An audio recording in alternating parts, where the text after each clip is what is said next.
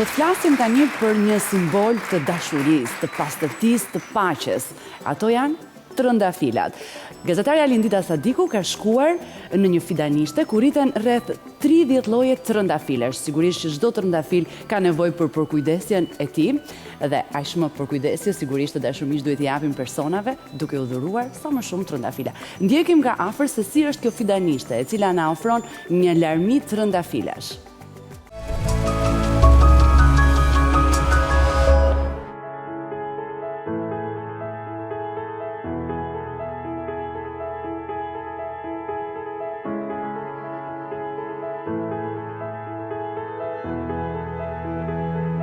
Trëndafili është lulja më e përmendur kryesisht në letërsinë romantike. Historia e tyre është po aq e vjetër sa edhe historia e njerëzimit. Vetë trëndafilat simbolizojnë dashurinë, pastërtinë, përkushtimin, bukurinë, por edhe anën shpirtërore. Ambienti ku unë jam sot duket se ngjall me ato fushat e bukura të Hollandës të mbjella me tulipan nga më të bukurit. Vetëm se këtë radhë jem në një fidanishte ku ekzistojnë me vjetra e vjetra lloje trëndafilash. Sot do të flasim pikërisht për këtë, për mbretin e luleve, për trëndafilat. Do të mësojmë mënyra se si shartohen, llojet e tyre edhe sigurisht detaje që na interesojnë të gjithëve, ne që kemi trëndafila në oborret e shtëpive tona.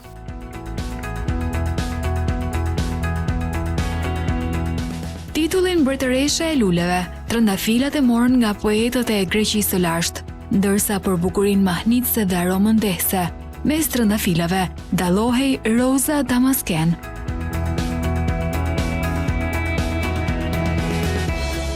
Trëndafilat janë lulja më e kërkuar. Kur duam të dhurojmë buqet një mikesh apo një miku të mirë, dhurojmë trëndafila, gjithashtu një njeriu të dashur, familjarëve, por edhe në raste të tjera kur tregojmë dhimbje ose kur gjendja shpirtërore nuk është edhe shumë e mirë, përsëri jemi tek trëndafilat.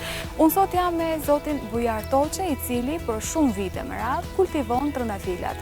Më thoni si ka lindur ideja, sepse ky lloj biznesi në Shqipëri është pak i rrallë, nuk shohim shpesh një fushë kaq të madhe me kaq shumë lloje trëndafilash.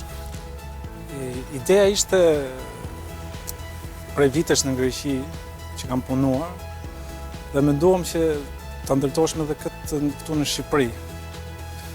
Përvoja na mësoi edhe si duhet t'i punojmë apo t'i shartojmë apo t'i kultivojmë to. Edhe menduam që të kthehemi dhe të prodhojmë edhe këtu në Shqipëri. Kjo ishte ideja që nisëm për herë të parë, me nga pak me vështirësi. Në ato koha nuk ishte në treg kjo lule kaq e preferuar, kaq e bukur, por me vështirësi arritëm që të arrijmë deri këtu ku kemi arritur sot. Duke qenë se u bën mbi 10 vjet që merreni me kultivimin e trëndafilave, sot sa lloje numëroni në fidanishten tuaj?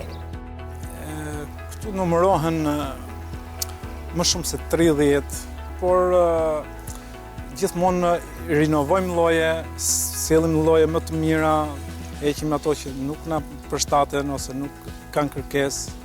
Ngjyrat apo llojet që kanë më shumë defekte, smundje, janë tjetër. Ato që janë më pak rezistente? Më pak rezistente, ato nuk i përdorim, sepse gjithashtu edhe populli, njerëzit nuk arrin dot, nuk dinë se si mirëmbahet. Aq më tepër kur dhe neve nuk arrim dot ta mirëmbajmë një trëndafil, ta kultivojmë atë.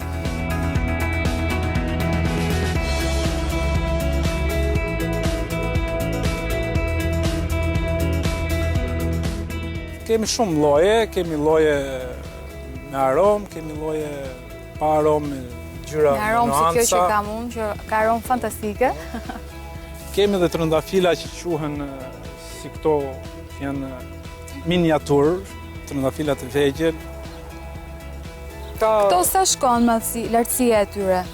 Këto arrin deri në 60, varet edhe nga shërbimi që mund të bëj dikush që ta zhvillohet trëndafil, deri në 60 cm. Mund t'i mbajmë këto lloje, janë të përshtatshme edhe për balkonet tona. Po, këto janë. Duke qenë se nuk shkojnë më shumë. Këto janë më të përshtatshme për në vazo, në për balkone. Pastaj dhe të tjerat, por të tjerat du më shumë shërbime. du më shumë punë, du ushqim më shumë, du vaditje në që të gjithë trëndafilat du vaditje vazhdimisht, por do në edhe spërkatje. Kur është mirë që të mbillen trëndafilat, cila stin? Është mirë, është mbillen në muaj më i përshtatshëm i trëndafilave, që çfarë do lloj të gjitha pemëve, është shkurti, janari dhe shkurti, gjithashtu edhe 2 javë në mars. Pastaj këto merren edhe me vazu, kultivon ose ndërrohen në vazu.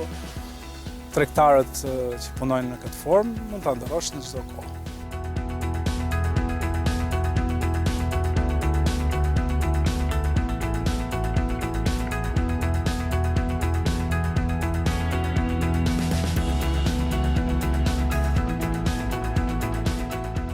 Baza e çdo trëndafili duket se është ngjyra e kuqe. Cilat janë më të preferuarat? Kjo ngjyrë apo edhe shumë ngjyra të tjera që ju i keni në të fidanishte? Trëndafila pa të kuqe nuk ka kuptim. Zorë se perceptohet. Nuk ka kuptim. Kjo është një ndër të kuqet që preferohet, kërkohet, por që të gjithë kërkohen, por kjo është baza e trëndafilit, pastaj ka ngjyra të tjera dhe këto janë me aromë, edhe ajo është me aromë, ngjyrë shek që flasim. Kjo këtu prap është me aromë, me 2 ngjyra. Kemi Lejla me aromë. Edhe Lejla është shumë e veçantë, ngjyra e Lejla tek trëndafilat. Roza me aromë ka.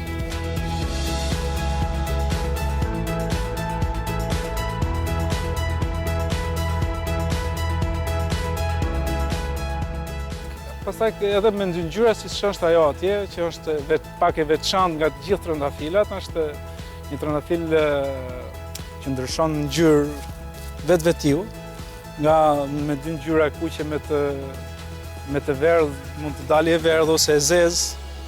Kemi edhe të tjera, të verdha, shketu, të bardh.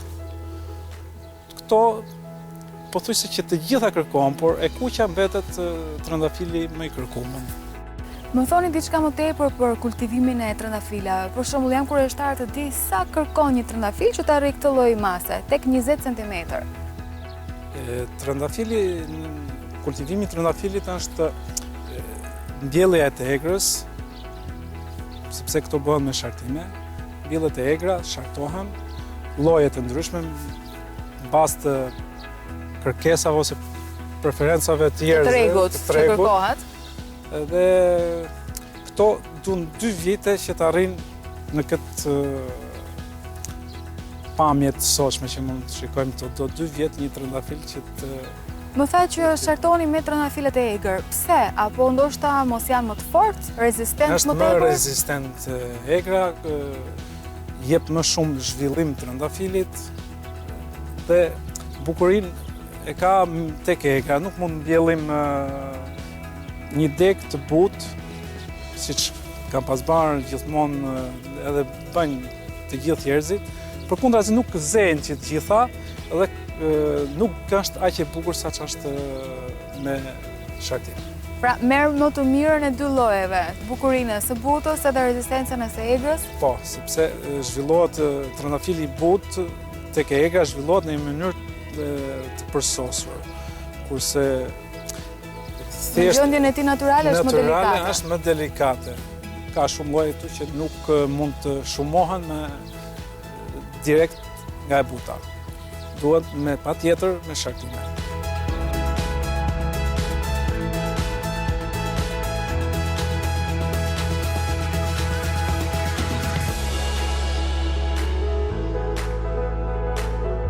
Le të ndalemi tek preferencat e tregut. Nga kush vinë më tepër? Nga bizneset, nga familjet, nga institucionet? Kush ka më shumë kërkesa për të mbjellë trëndafila në obore? Nga të gjitha anët ka kërkesa tash, aq më tepër për njerëz që e dinë ku ndodhen trëndafilat, vinë edhe nga familjar. Bizneset janë të pakta, nuk janë aq sa janë familjarët. Janë të rralla bizneset të që kërkojnë trëndafila tek biznesi tyre, por më së tepër janë familjarët ato që Domethënë është rikthyer tradita përsëri, siç po. ke qenë dikur, që nuk ishte Po, familja o bot pa trëndafila. Që të gjithë kërkojnë që të kenë një apo më shumë trëndafila në kopshtet e tyre apo në borret në shtëpitë tyre. Në fakt është bima që zbukuron më së shumti ambientin, kështu që jo më kot është kjo lloj zgjedhje. Sepse trëndafili është një diçka që çel gjatë gjithë kohës, çel deri në dorë, deri në kohën kur arrin temperaturat shumë ulët, ose në kohën kur çdo bim mbaron Ciklin e tij. ciklin e tij.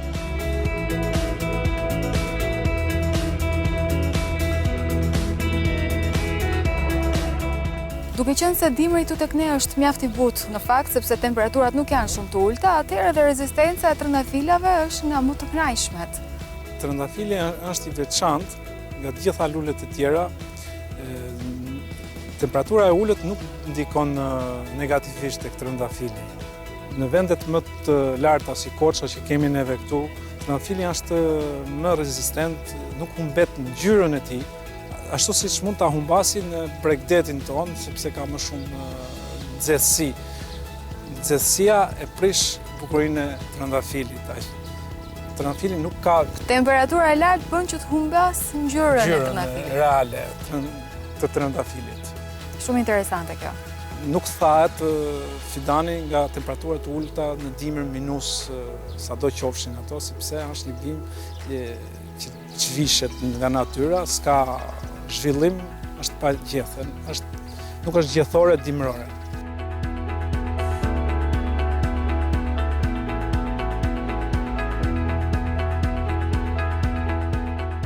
Trëndafilat për herë kanë ngacmuar në kombinimin e luleve me gjombat, por edhe me kombinimin e ngjyrave nga më të larmishmet.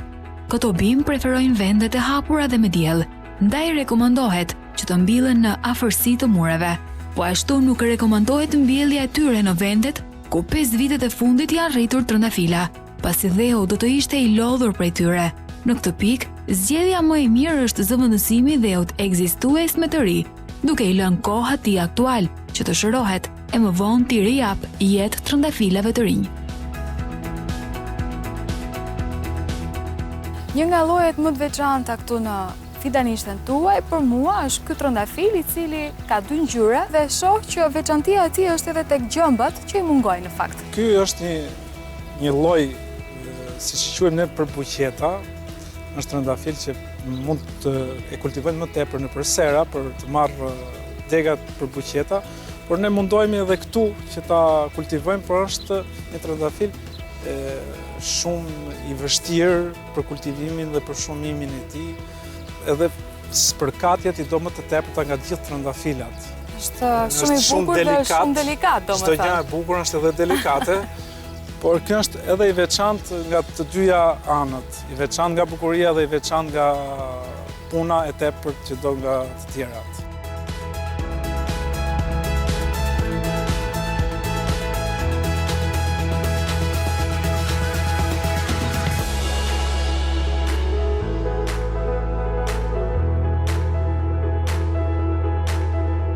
Trëndafilat nuk janë vetëm për të parë edhe për të admiruar.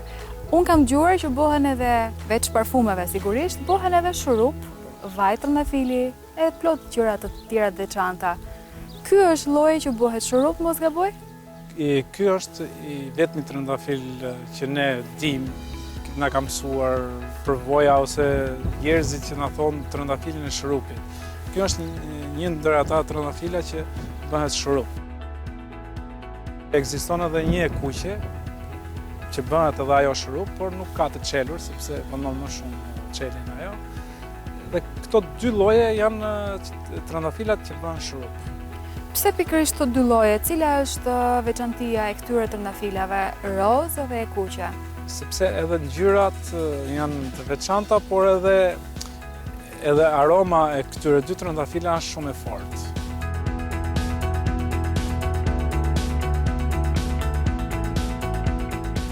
Kanë një trëndafil të ngjeshur, plot me petale, kurse ndërsa të tjerat janë më të rrallë. Ndoshta nga kjo përdoren dhe këto dy lloje shrub. Ky trëndafil është gjatë zhvillimit këtu në fidanishte, është më delikat nga të gjitha llojet e tjera, sepse thyhet shumë shpejt nga erat, nga shiu i fortë, mbasi rritet, zhvillohet, nuk ekziston më ky problem. Kjo është trëndafili më delikat nga erat dhe shirat e forta. Pra, shkalla e vështirësisë për të kultivuar këtë lloj trëndafili qëndron deri në fazën 2 vjeçare, kur faktikisht fidanët janë akoma këtu në fidanishtën tuaj. Momentin që ne i marrim dhe i mbjellim në ambientet tona, në shtëpi, në balkona apo në oborret tona, atëherë nuk ka më vështirësi. Jo, nuk ka vështirësi, sepse fidani piqet ose forcohet dhe nuk ka vështirësi, nuk thyet. Pra, vështirësit janë vetëm tu tek neve në fidanishte. Është një ofertë 2 në 1, edhe mund t'i shohim, mund t'i admirojmë, edhe njëkohësisht mund t'i përdorim petalet e trëndafilit për të bërë shurup në ambientet tona të banimit.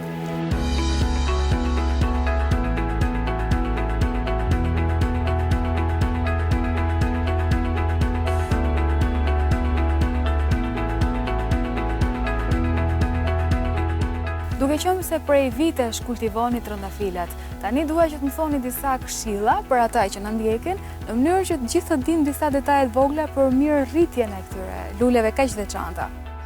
Ashtu si gjithë lulet tjera, edhe trëndafili do ato kujdesjet e tij.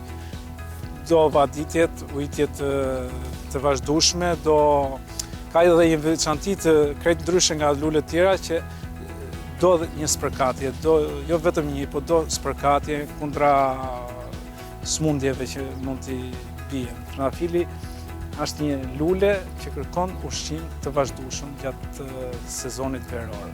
Aq më tepër kur ne kemi një trëndafil në vazo, do më shumë kujdes, do më shumë ushqim, do më shumë vaditje. Smundje që e prekin më shumë të trëndafilin edhe spërkatjet që duhet i kemi kujdes, cilat janë? Smundjet janë hiri, ashtu që ne e themi edhe ndryshku, por gjatë kohës pranverës bie edhe morri, jeshil, ose miza e jeshile si që quajmë ne, por ajo është diçka shumë e kollajt, nuk ka problem tek ajo, por më tepër janë hiri ajo që mund ta dëmtoj një trëndafil edhe ndryshku. Kur themi ndryshku, është ajo forma e gjethave që fillon edhe zvoglohet, bie? Jo, forma e gjethes si merr pulla të zeza. Pulla të zeza. Hiri është ai që kur gjethja zbardhohet. Jo në këtë formë kaq jeshile, ngjyrë kaq të pastër, por ka të zbardhta. Ajo është smundja që e prish trëndafilin bukurin e trëndafilin.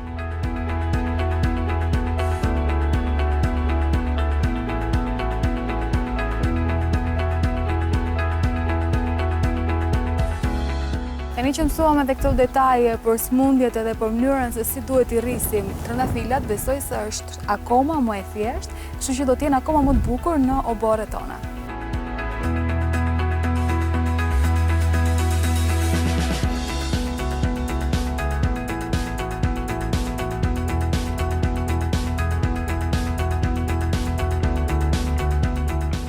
Se njerëzit të zbulonin vetit e ti më gjepse.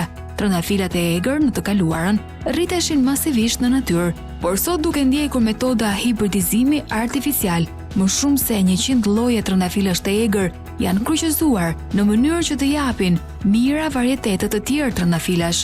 Si rrjedhoi, kjo lule është bërë e njohur në mbar botën dhe gjendet pothuajse në çdo skaj të saj. Por më të famshmit dhe më të kultivuarit janë trëndafilat hibrid pa aromë. Edhe pse instinkti i çdo kujt është t'i marrë aromë, një luleje tejet të bukur.